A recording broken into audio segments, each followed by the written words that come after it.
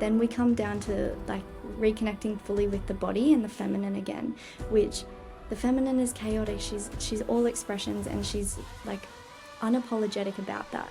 So once you come to this space of like, okay, I'm going to follow feeling and the way that I feel about every decision, everything that comes into my my pathway, then you can go, okay, that didn't make me feel good, which means then I'm not going to follow that path. I'm actually going to follow the path that feels good, more towards play, more towards pleasure, which then actually opens up our authentic true nature. Reminder, you did not come here to play someone else's game, to box yourself in, or to let fear guide your choices. You came here to experience joy and abundance and to love the shit out of your life. The Trajectory podcast is here to remind you of a few important truths. 1, you are the creator of your reality. 2, anything that you can dream or imagine, you can create. 3, following passion is the quickest way to align you with your true path. 4, your reality is always a reflection of your current thoughts and beliefs, and those thoughts and beliefs can be changed at any time. You are amazing, and it's time to own who you really are. Tune in weekly to be reminded that you can create the life that you're dreaming of and to learn exactly how to do it. Get inspired by those who have been bold enough to follow their passions and have created their dream life because of it. If you're ready to stop playing small, stop holding yourself back, and start aligning with your trajectory, let's do it. We have the beautiful Demi Ward in the studio today with us, and she is many, many things, and we're going to dive into many different topics, but just a little hint of what she does is she's an evolution mentor. She's helping people step into their true authenticity through many different modalities that we'll talk about soon. She is a teacher of Tantrika. She's always traveling around, lots of Egypt happening and Bali and all amazing things, and she's also living currently in a beautiful van that she's sort of decked out herself, and she's traveling around Australia, living wherever the hell she wants. So I love that. So Demi, how are you going? Can you hear me? We've had some technical issues, but I think we're good now. How you doing? Good. I can hear you. We're good. Amazing. All right, we got this. So I would love to dive into first about bus life. And is it bus? I think I saw on a social media post that you call it bus, but this is your home, right? So it's a van that you've decked out. It looks amazing. It looks so homely and comfy. And yeah, tell me, how did that come about, and what's it like living wherever the hell you want to, whenever you want? Yeah, okay. So bus, you got it right. I laughed so hard when you said that because the name was never supposed to be bus, but it just sort of landed one day, and then all my friends just continued to call her that. And so she's bus, and she's like my best friend. But yeah, it's so nice living in a van because you get to go wherever you want. Like you were saying, the freedom, it's just, there's nothing quite like it. It's freeing in all dimensions. Like everything is just that little bit easier because you don't have all of these attachments and commitments, and you can leave and just follow the flow of life. And that's the beauty of having a van. And when you're driving, you're in flow state, so your channel is always pumping, and it's just like the next puzzle pieces come through a lot quicker. And yeah, how she came into my life was I built a Reiki room in my house, and I had planned to do healings in there. And the day I finished it, I walked in and I seen a vision of it collapsing.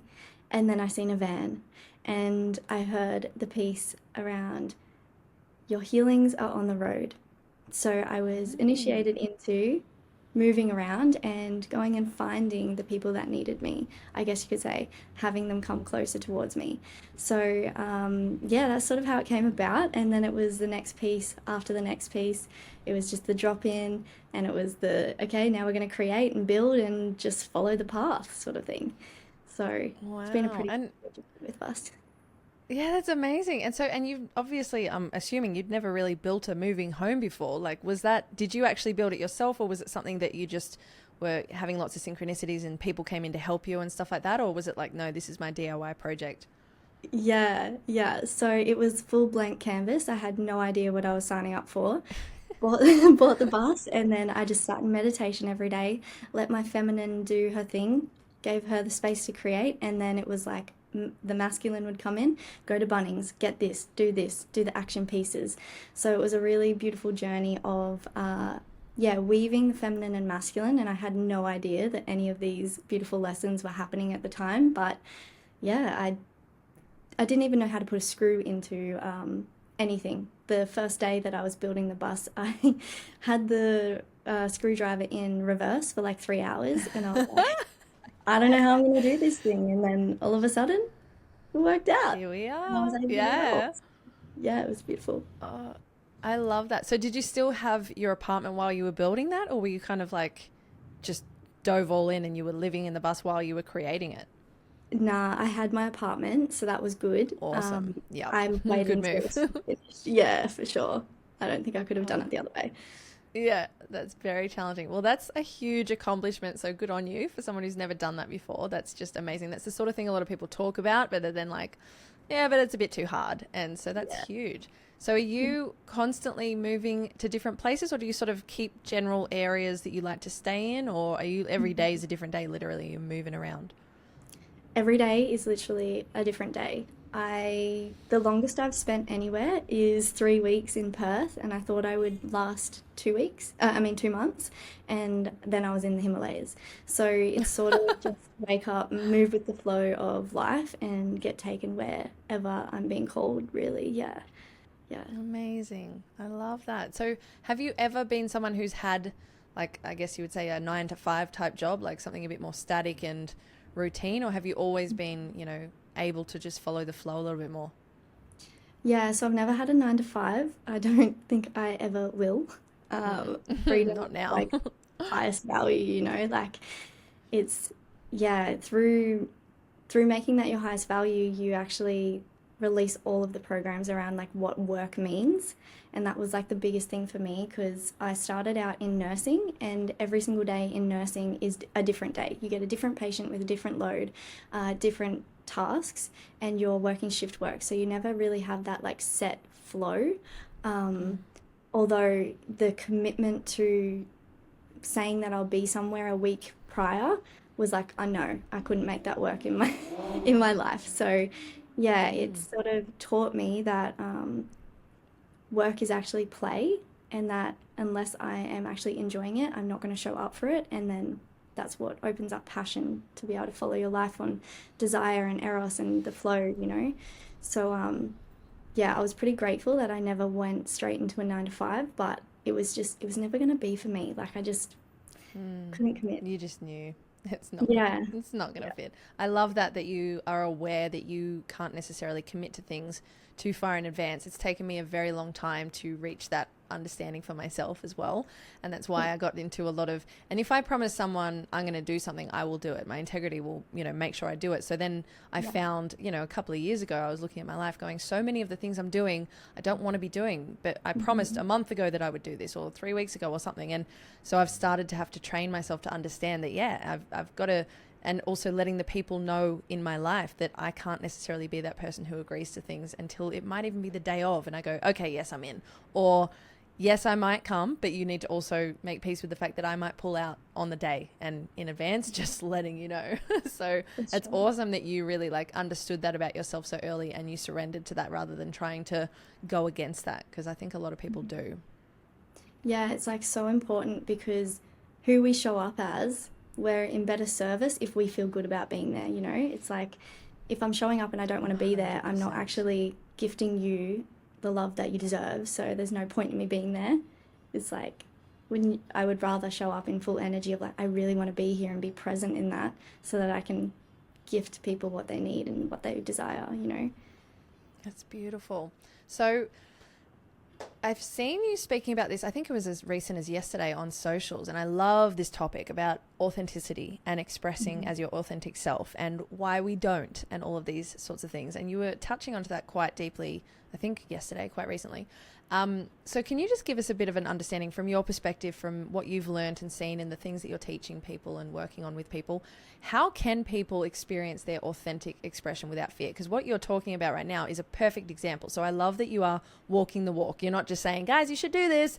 Meanwhile, I'm going to go home and live out of alignment with who I really am and what I really want. You're literally Yeah. allowing yourself to flow and surrender and be who you came here to be. So how do you Mhm. think people can start to do that? I mean, obviously you would have lots of different tips, but what might be the first one or two things that you think people can start to just look at to become more aware of this?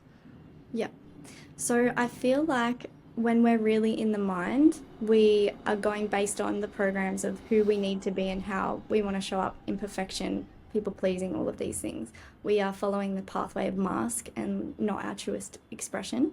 So once we drop out of the mind and we come back to the presence and we follow the pathway of meditation for a while, then we come down to like reconnecting fully with the body and the feminine again, which the feminine is chaotic. She's all expressions and she's like unapologetic about that. So once you come to this space of like, okay, I'm going to follow feeling and the way that I feel about every decision, everything that comes into my pathway, then you can go, okay, that didn't make me feel good, which means then I'm not going to follow that path. I'm actually going to follow the path that feels good, more towards play, more towards pleasure, which then actually opens up our authentic true nature for us to show up who we want to be, as who we want to be. Does that sort of Yeah, make I sense? love that. I really love that. Something I'm always saying to people is to follow passion, and you're touching onto that from sort of different angles. I love that, play and pleasure, like that, especially play from my learnings and what I've been through. I was so serious and so in my masculine for so long, and I still do. I'm not 100% there, and I think there's still a bit of a journey for me. But being able to, like you were saying earlier, allow both sides to play their roles, because I'm not trying to shut down the masculine, but I also do want my feminine to come into it a little bit more and to just be able to play, to experience things, to do things without needing a tangible result or an outcome attached to it. And that was my programming for so long. Even when it came to my artwork and music and dance and all these sorts of things, it was like, yeah, I'll do it if there's a show coming up or if there's this or that. And it sort of cut out that joy a little bit. And so now I've been really learning how to just do it for the love of doing it, and whatever it's meant to be, it will be, and it will reveal itself however it's meant to when the time's right. But yeah, it's definitely a new way of thinking, isn't it? It's been so long of people thinking the other way, but I feel like people are waking up to these things that you're talking about very quickly now. I think even in the last like 3 to 5 years, so many more people are talking about this sort of thing. And I guess social media and the internet in general helps us because we can see all of these things on social so often. But I'd love to also dive into devotion, because I've heard you talk about that a little bit as well. Like, why do you believe devotion is so important, and what does that really mean to you? Yeah. So devotion is, I feel like it's everything, because if you're continuously going back to the core and returning back home to love within yourself, you then begin to see everything outside of you as that as well, because you are the universe. We all know that you are the universe. So it's, if I return back home to myself and I see things in my outer reality that I'm not liking, they're triggering me, and I come back home to the center, I can then shift and move that energy in order for me to experience life outside of me as beautiful and divine. So when we begin to see ourselves as divine by coming back home, we see life as divine. So when we're just in deep devotion to the journey of soul evolution of self and returning back home to love continuously over and over and over, so that we can experience that outside of ourselves. Amazing. I love that. It's so spot on. So when did all of this travel begin for you? Have you always been, obviously you're living in bus now, so you're constantly traveling, but I'm talking more about overseas. I see you go to Egypt quite a lot, and you're actually bringing other people over there. When did that sort of start, and how do you believe that you manifested that for yourself? Because we'd love to give tips to the listeners as to how they can manifest their dream careers like this. Yeah, for sure. So travel was always like a part of my soul blueprint. It was when I was young, I was like, the only thing I want to do is travel the world. But really where I started to manifest it as like pathway and be able to bring in all of the magic which is connected to travel is I started in manifestation through the mind and through the masculine energetics, until I realized that when I was connecting in with, say for instance, connecting in with the masculine, but then going to the quantum field to create my life, I wasn't actually able to pull it down into the physical plane until I reconnected with the feminine in the body and brought my creations through. So I would see all of this travel, see all of these things, and I was experiencing travel in a way that was very through the mind, like I was planning it, and I would have experiences, but I wasn't experiencing full deep connection until I began playing with sex magic and bringing it through the body, to be able to feel more and follow that pathway. So my greatest tips with manifesting travel, if you want to manifest travel, would be literally doing the masculine work with the programming of the beliefs, all of the things that most people are doing, but then moving into a space of dropping beyond the mind and coming into the body to be able to bring through your creation of what it is you want to experience through your energetic field, if that sort of makes sense. Or I can elaborate if that would be I would love to elaborate, because the next thing I want to touch on to is sexual alchemy and Tantrika and Shakti. I really want to learn more about this and what you're teaching, and to help people understand why there is such a potency in using sex magic and all of these other things. So yeah, I mean, we can touch on to any area you want, but what is it about, you were saying it was when you discovered sex alchemy that you started to bring it into your body. So if you're open to it, yeah, what does that look like? What does that actually mean? Yeah, okay. So when we are connecting in with sexual alchemy, we are connecting in with our life force energy. So for instance, when we are created in the womb space, we have that moment, orgasmic moment, the Big Bang. Some people like to call it the Big Bang, where creation happens with this high vibrational energy, which then creates little baby in womb, right? So creating the creation of life in the womb. And so when we can begin to cultivate this energy and begin to move it up through the body, we can then begin to alchemize fear in the body, because any lower vibrations density that most people are working on in the mind and in personal development, masculine energetics, that begins to sort of melt away. It's almost like this high vibration frequency of like orgasmic sensual pleasure and eros begins to melt away all these lower vibrations, which then allows for us to become an energetic match for the desire that we are following. So for instance, with sexual magic, what we're really doing is we're cultivating the energy, bringing it up, we're then sending it to the quantum field in our vision, and we're becoming the person in the vision with the five sense reality. So we're able to hear, see, touch, taste, and smell in the vision, which actually shows the body that it's real. So when we're in that vision, we can then bring it down and have it radiate all over our cells. So we're the actual embodiment of that timeline. Does that sort of touch? Okay.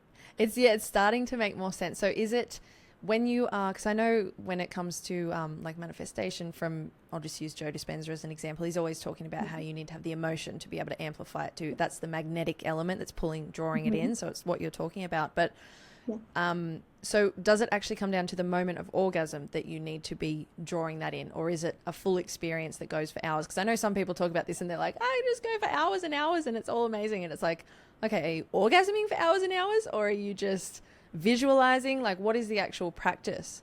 Yeah. Okay. So in the beginning, it doesn't have to be sexual, right? It can be just like touching the body and actually activating the senses to be able to feel and be able to basically cultivate and build the energy body and the sensation. So what we're doing is we're really connecting in with the body rather than just going, as for instance with Joe Dispenza's work, he sort of moves the energy body up and out into the quantum field, and it's beautiful, magical, works a dream. But what's sort of lacking in that is the connection to the body and being able to feel and sense this vibration of pleasure, right? So when we have the vibration of pleasure, it's so high vibrational, right? Because most people are like looking for that high vibration, like let's lift, let's raise our vibration is what you see in a lot of the community. But what really is the gateway to that is through self-pleasure. So when people say they're having like hour-long sessions or multiple hour-long sessions, it's really dependent on how deeply you want to go into connecting with your body, but you can really do a sex magic process in like 10 minutes if you wanted to. Oh, I lost you for a second. You're back now. I heard it's really dependent on, and then it cut off. So what did you say? Yeah. So it's really dependent on how deeply you want to go into your practice, but you can do it in 10 minutes if you want to. Most people are sitting in meditation, activating their energy body anyway, but they're just missing that five sense reality that is what connects you back to womb space, body, and being able to bring it onto earth. Okay, amazing. Thank you for clearing that up. I appreciate that, because I think this is going to be a lot more prominent, this, understanding, and people teaching this a lot more. So it's great to sort of, get some of the facts straight early on. Hey guys, thank you so much for tuning in. I hope you're enjoying this episode so far and getting a lot of value out of it. I'd love to ask you to take just a couple of seconds to rate and subscribe to this channel. Once you do that, take a screenshot, let me see that subscribe button hit and the rating, DM that to me on Instagram at Trujectory, one word, and I have a gift for you. I'm going to send you a link that's going to lead you to some digital artwork. These are pieces that are all original photography. I've gone out in nature and taken some beautiful shots. I've got some quotes over the top. I've got some affirmations. And these are pieces that you can blow up to any size that you wish and hang them around your home or your office. And they're going to keep you in a positive mental headspace at all times. Whenever you look at them, they're really calming, beautiful pieces. So thank you so much in advance for rating and subscribing. I really appreciate your support. It's going to help us get these messages out to a larger audience. And I want this space to be somewhere that you can come every single week to be supported, to be motivated, to be inspired, to be reminded that you can create the life that you choose. And all of the beautiful guests that I have on every week are examples of just that. So thank you in advance. I've got so much love for you. Stay true, and I'll see you soon. I'd love to know about Shakti. What is Shakti? Is that just another word for sexual alchemy? Is that another word for tantric? Like what is that? So the Shakti energy is basically our divine feminine energy. It's the energy that we cultivate to like access the creation and the flow and the full surrendering to the life force moving through us continuously. So it's really the divine feminine aspect of creation. Okay, amazing. So this makes so much sense why you have been drawn back to Egypt a lot lately, right? The divine feminine, like Hathor, Isis, all of these sorts of things. So what was it that originally drew you to Egypt? Was it a vision? Was it, just a knowing? And what was that initial bing moment?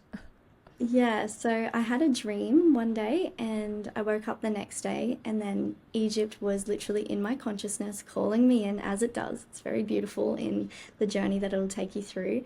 And I just followed each of those little whispers and ended up on this beautiful pilgrimage for 14 days. And basically the second that I got there, I heard the words, "You have to bring people here." And I remember thinking like, I haven't even seen this place yet. Like I don't really know why I'm here as such. I'm just following the whispers. And it was throughout that space that when I was in Hathor's temple, I was shown exactly who I am and what I'm here to do. And it's all in connection to this line of work, which actually showed me my authentic true nature and why I'm here and activated me into having Shakti run through my body literally like crazy and me following that continuously. Yeah. Wow, that's amazing. So what was it that was bringing you more to Hathor than Isis? I'm always curious about the two of them because Hathor existed a long time before Isis and Isis studied under Hathor. However, when we talk about the divine feminine, it's so often that we talk about Isis as the divine mother. And sometimes that confuses me because I'm like, wouldn't Hathor be the divine mother? Do you have any insight on that or just, your own experiences with why that is? Yeah, okay. So I wasn't called to Hathor. I wasn't called to Isis either. I wasn't called to any of them actually. I could feel and sense their energy. And what my experience was with Egypt was that when I entered each of these temples, I actually experienced the energy of the temples, for instance, Isis temple, Hathor temple. And I remembered that these essences and these energies actually lived within me and I was accessing them through meditation. So the way I see it, and this is just based on my experience there, is that you are Isis and you are Hathor. And the energy that you experience when you tap in and you walk into these temples is Isis has this very loving return back home to self sort of energy, and Hathor has this like let me hold you sort of energetic template, which is it's sort of connected more to that mother type energy. But really what I found was Isis was the initiation to get me to Egypt through the love and the following, and Hathor was the initiation of this is the reason why you're here, let me hold you, like these next steps in your journey, I've got you. Does that sort of touch? I love that. Yeah. Amazing. And so you are, I don't know if you have already, but I believe you are going to start bringing more people there. Have you seen what sort of experiences other people are having over there? Is there any common theme, or is everyone very Yeah. unique to themselves? Yeah. So what I found when I went to Egypt last year, because I found that when I went, I was sort of initiated into more of a guide than I was to my own experience. I was helping other people in their journey and watching what was actually happening.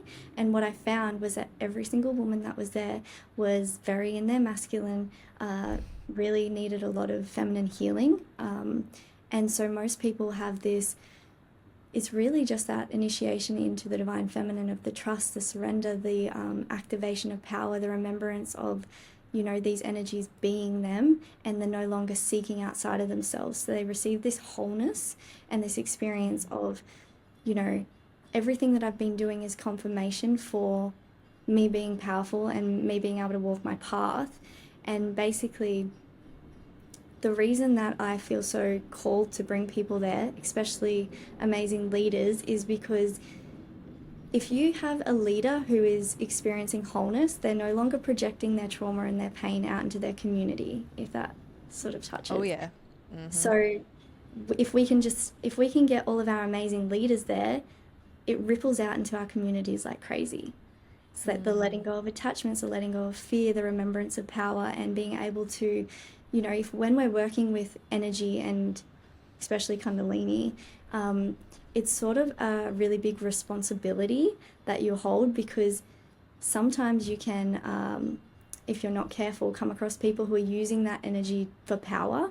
And if we can have wholeness in our communities with our leaders, then it allows for our communities to be, you know, loved on so much deeper, healed so much deeper. Yeah, definitely. That's such a beautiful way to look at it. It's that ripple effect. I love Yeah. that. So when it comes to, you've had these experiences and you've realized you've heard, you need to bring people here and all sorts of things. How do you navigate taking something that's really pure and happening to turning it into a business and allowing it to maintain that purity? You know what I mean? To not let the money side of things come into it. And I wholeheartedly believe that when you are in your flow, in your authenticity, you're doing the work that you came here to do, abundance is a byproduct. It will naturally gravitate towards you. But how did you sort of go through that process of keeping it as this beautiful, pure thing while also needing to sell it? Or I've also spoken to some channels and other people who are quite deep in their journey who have had ISIS come through and say, just do 1 or 2 posts and I'm going to bring the people. Don't even worry about it. And I actually noticed that you don't promote too much on your social media. So it's fascinating to me because I love, this is a perfect example of the more you surrender and trust, the more the things that you're calling in actually do flow to you without, being on social media every day saying, guys, come to this, come to Egypt, $5.99. You know what I Yeah. mean? Yeah. So what's that been like for you? I know that's like 50 questions in one, but can you just take me through that journey of how it's been for you running a business off something that's so sacred? Yeah. So I think with business, and when it comes to mission and just following each whisper, it is exactly that. Like, I don't wake up and structure out my posts a week in advance like most people do. I wait each day to receive the guidance to then post, or, you know, uh, it's it's more from a space of inspired action, because it's not got anything to do with me. The whole Egypt thing, I'm literally just the vessel that is taking humans home. And so when you get beyond that piece of it's me who's running Egypt and I need to get these people and take these people, you get out of the way and you just allow yourself to be a vessel for what is needed, and that calls in the correct people in the energetic frequency and template so that they can find you, feel you, and walk their path. I love that. It's so, yeah. And this is just confirmation. And I'm hoping that the listeners are picking up on this as well. We've had a few people say very similar things now. And it's, people who are really genuinely in their soul blueprint. They're doing the work they came here to do. And it's just listening rather than sort of forcing it. And I love that you don't bank your content or anything like that. It's just more of a natural daily check-in. What's going on today? Anything? Nothing? Maybe not. Okay, maybe I'll just bus around and do my thing. That's all good. Yeah. So, Well, yeah, it's sort of like when you have a baby in the oven, you're not sitting there being like, so now grow the fingers, grow the heart. It's, you just get out of the way, you do your part, and then magic happens. I love that analogy. That's so spot on. So, speaking of kids, I actually would love to know what are two or three things that you, if you could, that you would love to add into the school curriculum? What do you wish kids could learn younger? Yeah, okay. It's funny you asked me this because this is like a part of my soul mission heavily. Uh, my greatest desire is to completely change the whole schooling system. And I think that really the only thing that we need, and we sort of have this going on, is not bringing the masculine in too early. So basically, when we most of our growing up in the system is we go in, we get tested, we're in the mind continuously, we're away from creation, flow, um, intuition. We don't have any meditation, we don't have any play after Mm. age what, like I don't even know, age, Like five, except for six, I like don't an know. hour a day. Yeah. Yeah, yeah. So you're completely missing the whole authentic expression, connections, like socialization, um, being able to feel, being able to follow and listen, all of these things. We're just completely cutting off any type of uh, feminine, I guess you could say. And that's what I find is the reason we come back round in our journey to discover the feminine so that we can integrate both together in a healthy way. So, yeah, Mm. I would bring all of those things in. Beautiful. I can definitely see that happening more in schools moving forward. Definitely. Hope so. It's too loud. Like people are just becoming too aware of what's missing. So that's amazing. Okay, so I have a final three questions for you, and we're cutting this one a little bit shorter than usual because you have this beautiful masterclass you're doing tonight, and I want you to have your time to chill in between. But so the first one is we often look at other people's qualities that we really like in other people, but I don't know how often people take the time to actually look at their own qualities. I would say you probably do more than others because you spend a lot of time, honoring yourself and being in your feminine. But I'd like to just take this moment to ask you what are three qualities that you love about yourself? Uh-huh.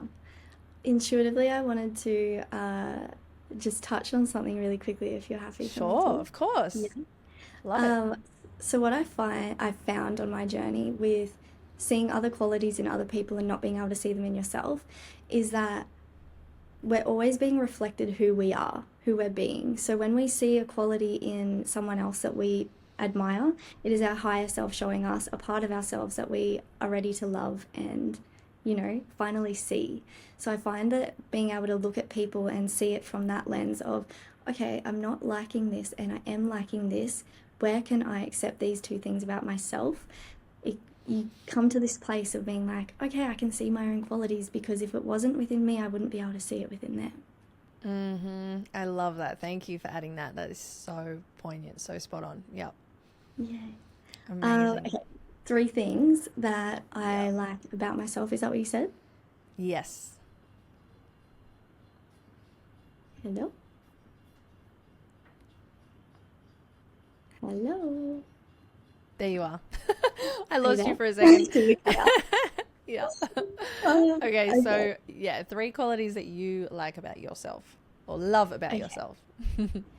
I think one quality I love about myself is that I am so devoted to love. So I can see someone's story playing out and I can quickly shift them back home to themselves and back to love really quickly. I feel like that is probably my top quality that I like about myself.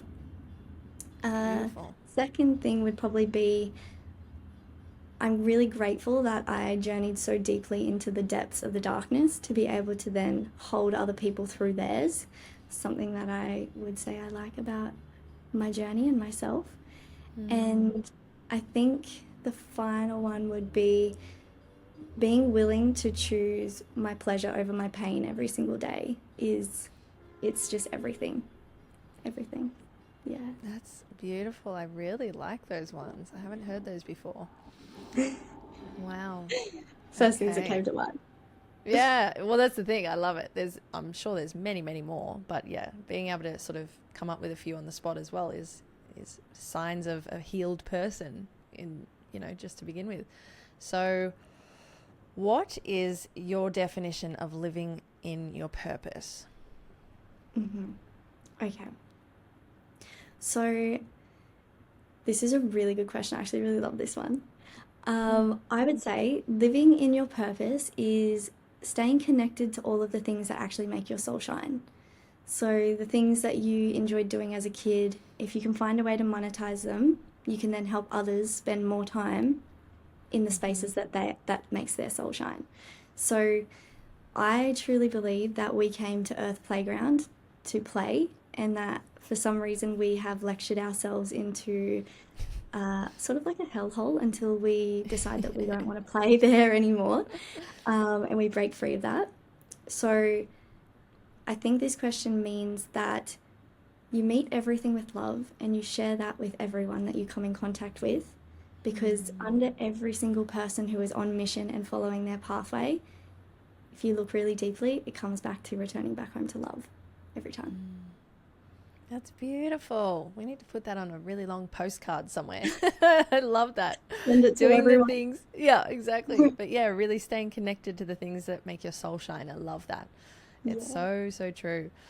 Okay, so the final one, the main point of this podcast for now, it's going to evolve in its own ways over time. But at the moment, I want to shed light for people who might be in a job that they don't really like, that they feel like there's something more for them and they feel like their soul's starting to speak to them a little bit more. They're getting hints and signs, but they don't necessarily trust or believe in themselves just yet. So people like you who have gone, oh, I'm listening, I'm trusting, I'm going for it. That's why we want to, hear your perspectives and your advice. So what would your advice be to someone who's maybe listening to this going, I want to get out of my job. There's something calling me, but I don't know what to do. What would maybe be the first 1 or 2 steps that they could take to just start moving towards that thing? Yeah, okay. So my advice for this would probably be to never accept the story of like, this is it and I'm stuck. Because as soon as you buy into that story, you're the one who is keeping you there. So Yes. I would Yes. cut back from absolutely everything that you're doing, save a little bit of money just so you have a little safety net, and I would leap into the unknown and just see what happens. Because the worst thing is, worst option, you end up going back to your job and that's where you are anyway. But if you take a chance on the universe or whatever you believe in, it always catches you, because you're moving through the paradigm of fear, which means that vibration no longer exists in your body. And every single piece of success comes through that wormhole of fear, because you come out the other side as this new version of yourself. So really what it means is that through you telling the universe that you're going to choose yourself, the universe will choose you too. And it will show up and respond to you after you have made that decision.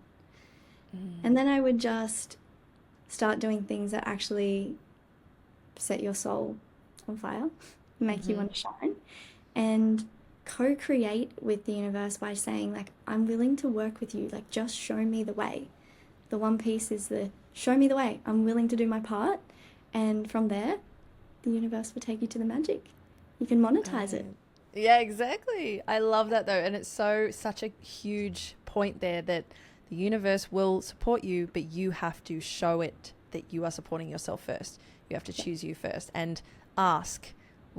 Everyone's sort of, universe is waiting to help, but there is free will here. You can't just be forced to do this or that. So asking, like you said, that's fantastic advice. Wow. Thank you so, so much, Demi. I so appreciate your time and your wisdom and all of the things you've learnt, and the fact that, you've got a big masterclass coming up in a very short amount of time and you've still given me your time. So I really appreciate that. What's the best way that people can get in touch with you and follow your journey? Thank you for having me, by the way. I feel really grateful to be here and have your time as well. You're so welcome. Thank you, love. Yeah, so you can just contact me on Instagram. My Instagram name is demi.w_. And yeah, we can have a chat, go from there. Yeah. Amazing. And I will put that in the show notes and any other tags or links that you want. But yeah, thank you so much. I'm so excited for you, and I'm excited to keep watching your teachings. You're teaching me lots of things with your posts and stories and all sorts of things, and just being in your beautiful flow state. It's very, very inspiring for someone who has been programmed for a big portion of her life. It's like seeing people like you who are doing it, and then it showing the examples of what is possible when you literally surrender to that flow and follow your passion. It's beautiful. So thank you, Demi. I will catch you soon. Have an awesome masterclass. Have so much fun. Thank you. Thank you so much. I've had a great time. Amazing. I'll chat to you soon.